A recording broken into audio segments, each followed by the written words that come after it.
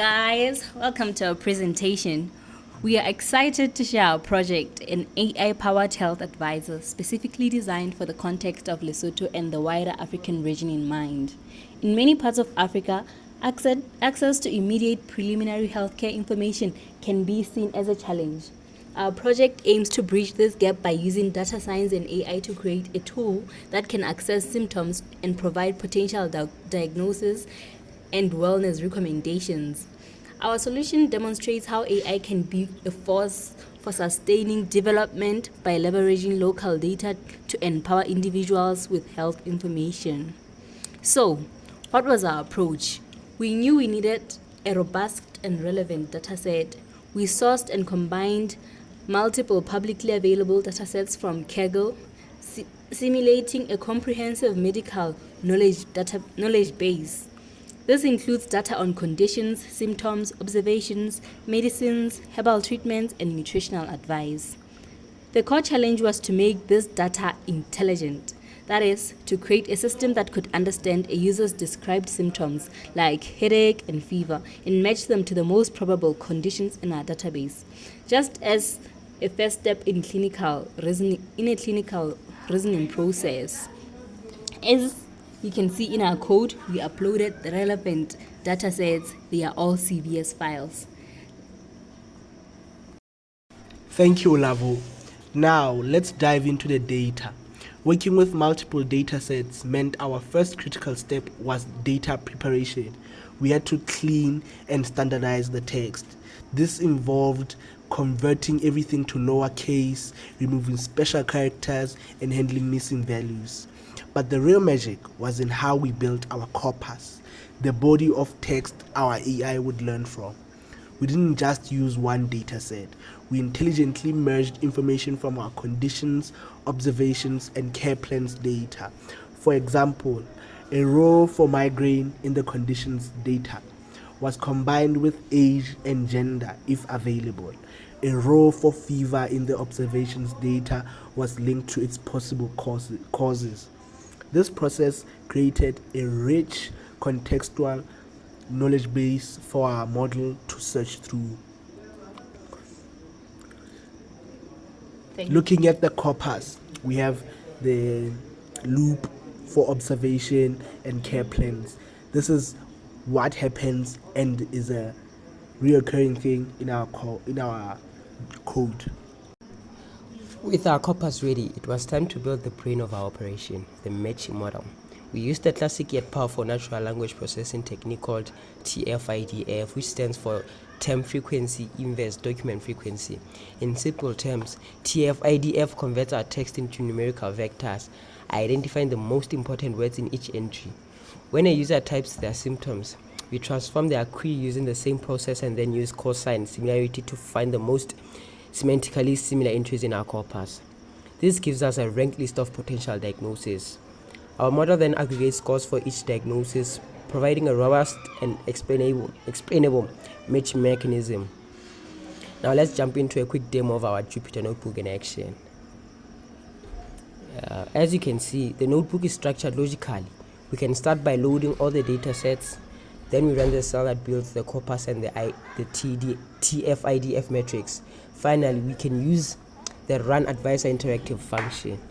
Let's test it. I'll input symptoms for a simulated patient. A name, birth, the age will be 25. The gender will be female. And the symptoms will be itching and fever. Let's run our model. And here are the results. The model instantly provides the top 3 most likely conditions. For infection and inflammation, the lifestyle recommendation was to stay hydrated, rest and seek medical evaluation if symptoms worsen. For epilepsy, the lifestyle recommendation was to maintain a balanced diet, regular exercise and get routine checkups.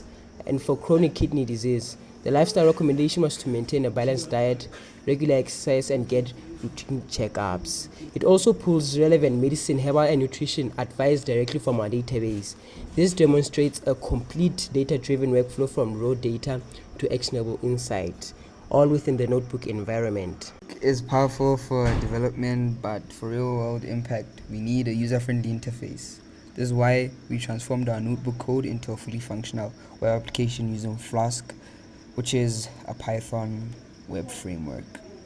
The core logic, corpus, TF-IDF, and matching functions remain exactly the same. We simply wrapped it in a Flask app with defined routes.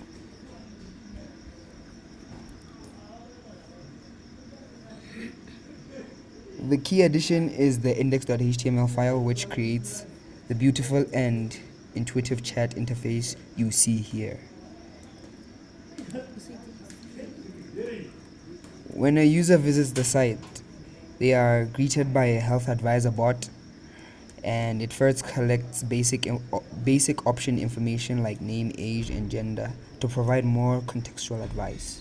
Then the user can describe their symptoms in English. Let's try blocked nose, cough, and sweating.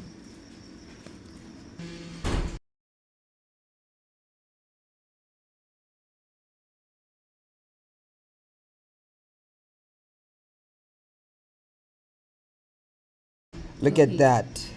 The web app presents the results in a much digestible and visually appealing format than the notebook. It clearly separates different possible causes and uses icons to categorize recommendations into medicines, herbal treatments, nutrition, and lifestyle. It also includes important disclaimers emphasizing that this is for informational purposes only. And yeah, this transition from notebook to web app makes the technology accessible to anyone with a web browser. To wrap up, let's reflect on how our project aligns with the theme of sustainable development for Africa. Looking at the contextual and awareness, we've done this by incorporating data on herbal treatments and nutrition, which are integral to many African communities. Our tool respects and integrates local knowledge and practices. How have we responsibly used the data? We've built our system on publicly available data, pre-processed it for fairness and accuracy, and designed it as an advisory tool, not a replacement for professional care. We have done a practical implementation of this because the system is lightweight, can run on modest hardware, and is accessible via the web, making it suitable for areas with limited IT infrastructure. Of course, there are limitations. Our model's accuracy is dependent on the quality and breadth of its training data. It cannot perform any physical examinations or lab tests. It's a supplementary tool for generating awareness and possible next steps, not a definitive diagnostic tool or system. Looking at the future, this project has several exciting directions. We could integrate with proper translation API, the one that we templated for Sesotho to make it truly multilingual. We could also incorporate more advanced AI models to connect to live data from clinics for continuous learning. In conclusion, our Health Advisor project showcases a practical end-to-end application of AI and data science. We have taken publicly available data, processed it, built a model in Jupyter Notebook, and deployed it as an accessible web application. It is a testament to how technology can be harnessed to address real-world challenges and contribute positively to health and sustainable development in Africa. Thank you for watching. These are the brains behind the whole idea.